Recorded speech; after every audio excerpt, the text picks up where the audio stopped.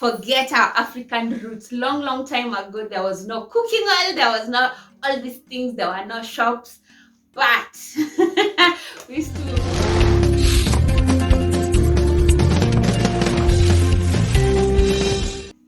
Hello guys, and welcome back to Farmer on Fire. Look guys, we have a new studio. I'm super excited. This is one of many videos. We'll be shooting a video every day just for you because we know tuko na deni. We've not shot since I think March of this year, so we have 2 months to compensate. We have so much content ready for you guys, so please stay hooked. This is a great video. We're going to discuss cooking oil, why you should be worried, why it's not Uhuru's fault.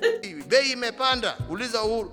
Yaani mimi Uhuru niko Ukraine mimi. And why things will get worse than they are. So watch till the end. There is some good stuff on how to look for substitute cooking oil. The situation of high food prices and high cooking oil prices is not just in Kenya, it is all over the world, mostly being affected by the Ukraine-Russian war.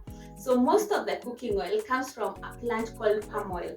If you read, even I've come with my container because now I have to buy from wholesale. Supermarkets are no longer very friendly. So it says it comes from palm cooking oil. Palm cooking oil is a hard nut that looks like palm trees, and then it creates this oil, and you have to cook it for hours and distill it until you get the cooking oil out. So we used to have the solid oil long time ago, but the doctors advised it wasn't very good because of high cholesterol rates. But now the palm oil is much better, but there are also other oils like olive oil, canola oil, others that are even higher in terms of health status and cholesterol levels. So today we are going to discuss why the prices are up. So please don't go judging Uhuru Kenyatta. Uhuru Kenyatta has not affected the food prices.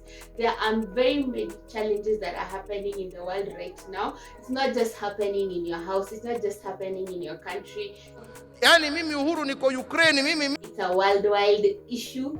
So we have recently realized that Indonesia, which is the biggest producer of palm oil, has cut export of the oil because they're experiencing a shortage within the country. So the president said that they are going to limit their exports because they just want to first make sure that the citizens of the country are getting enough.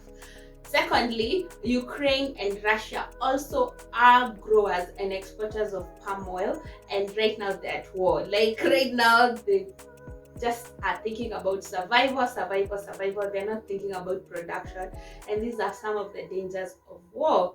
You don't even think about money or farming because a bullet can catch you when you're outside, so you think safety and fear first.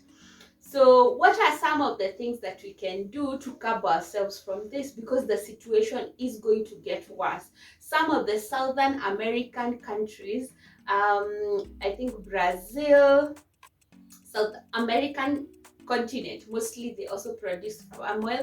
They have been accused of a lot of deforestation, cutting down their trees to plant palm oils, but now even then they're experiencing a drought because of that cutting down of trees. So they cannot be able to produce as the quantities that we need. So that is a challenge as well. So we have to come back to our own resources. And what does this got to do with farming? Farming is the source of almost everything that is not made by a machine or synthetic.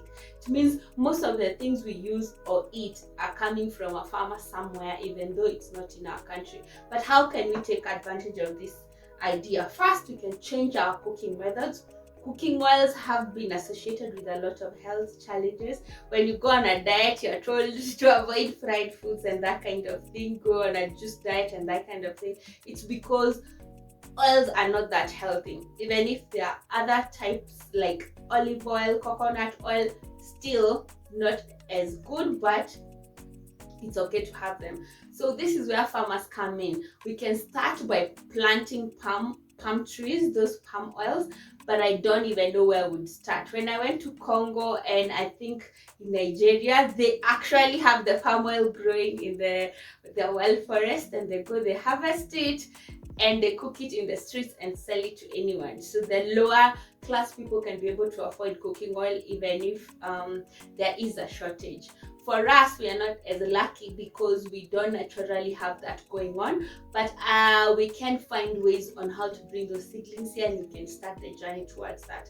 However, there are other forms of farming that can still produce oil, because at the end of the day, you cannot completely eliminate oil. Cooking oil, palm oil is also used in the cosmetic industry, so be afraid that some of your favorite products for your face and for your body might also go missing, or the price can also escalate because of the shortage in the world.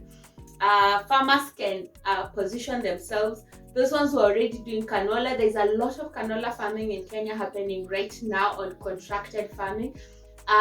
If you need more information on that, please DM me. Find us on Facebook and Instagram. We post there every day. We have so many followers and a lot more engagement rather than just YouTube where you write a comment and I might comment back and you won't know.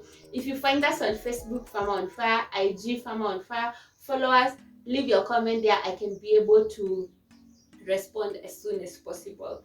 So canola oil is one of the ways. There is this avocado oil which is new in the market, but it's growing and growing greatly. It's one way where we are value adding our avocado produce. There is coconut oil, which I feel most people in the coast area can take advantage of this, and it can be a healthier way to providing cooking oil for the nation. Number 3, we can use sunflower oil, and all these you can see are connected to farmers. So even if you're not a farmer, plug in, take advantage of this. It's going to be years before the nation or even the world comes back to normalcy in terms of enough supply, so you can invest in that now. Sunflower takes a very short time. You can buy avocados and look for a machine that can be able to produce for you the oil and be able to supply for the people. We can also look for alternative ways of cooking other than deep frying or frying. There is boiling, there is steaming, there is roasting. My favorite one is baking, because you just plug it in the oven and it's good.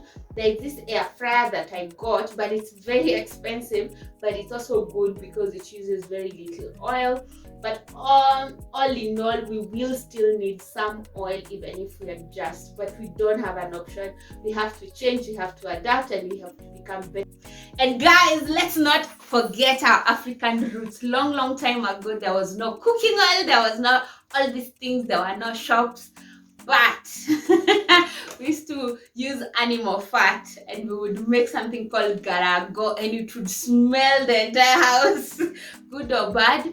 It was used also for medicinal reasons, for applying on your face, on your hair, for coughs. My shosho used to give it to us, and it's gotten from those mbuzis that are too fat, so their tail is cut, and you cook it, you get oil, and the rest of the nyama, the babies get to enjoy it. So it's also a local solution. Yeah, let's go back to our roots, guys. Other people at doing what we need to do. So thank you, guys. I hope you enjoyed the video. Let me know in the comments how I can be of help or further assistance in checking out how we can make Kenya more sustainable and take advantage of these opportunities that the Ukraine-Russian war has brought to